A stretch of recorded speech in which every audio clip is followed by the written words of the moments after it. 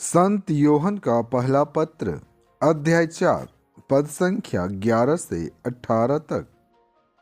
प्रिय भाइयों, यदि ईश्वर ने हमको इतना प्यार किया तो हमको भी एक दूसरे को प्यार करना चाहिए। ईश्वर को किसी ने कभी नहीं देखा। यदि हम एक दूसरे को प्यार करते हैं तो ईश्वर हम में निवास करता है और ईश्वर के प्रति हमारा प्रेम पूर्णता प्राप्त करता है। यदि वह इस प्रकार हमें अपना आत्मा प्रदान करता है तो हम जान जाते हैं कि हम उसमें और वह हम में निवास करता है। पिता ने अपने पुत्र को संसार के मुक्तिदाता के रूप में भेजा। हमने यह देखा है और हम इसका साक्ष्य देते हैं। जो यह स्वीकार करता है कि ईसा ईश्वर के पुत्र हैं, ईश्वर उसमें निवास करता है और वह ईश्वर में। इस प्रकार हम अपने प्रति ईश्वर का प्रेम जान गए और इसमें विश्वास करते हैं।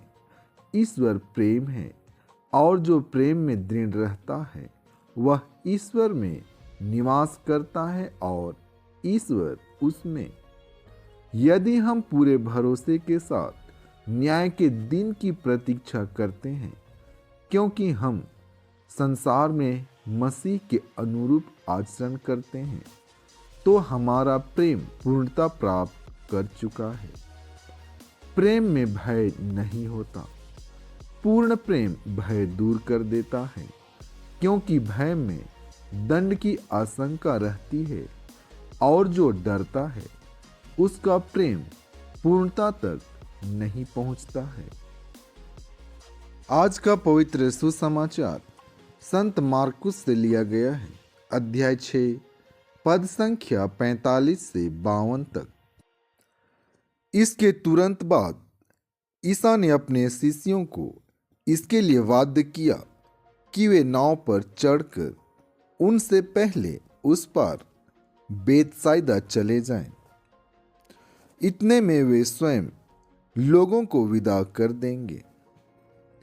ईसा लोगों को विदा कर पहाड़ी पर प्रार्थना करने गए। संध्या हो गई थी। नाव समुद्र के बीच में थी और ईसा अकेले स्थल पर थे। ईसा ने देखा कि शिष्य बड़े परिश्रम से नाव खे रहे हैं, क्योंकि वायु प्रतिकूल थी।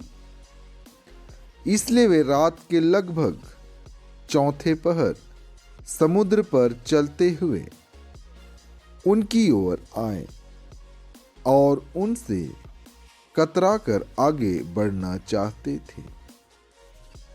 शिष्यों ने उन्हें समुद्र पर चलते देखा। वे उन्हें प्रेत समझकर चिल्ला उठे, क्योंकि सब के सब उन्हें देखकर घबरा गए। ईसा ने तुरंत उनसे कहा, ढारस रखो, मैं ही हूं, डरो मत। तब वे उनके पास आकर नाव पर चढ़े और वायु थम गई। शिष्य आश्चर्यचकित रह गए, क्योंकि वे अपनी बुद्धि की जड़ता के कारण रोटियों के चमत्कार का अर्थ नहीं समझ पाए थे। प्रभु के इन वचनों के द्वारा आपको और आपके परिवार को आशीष मिले। आमीन।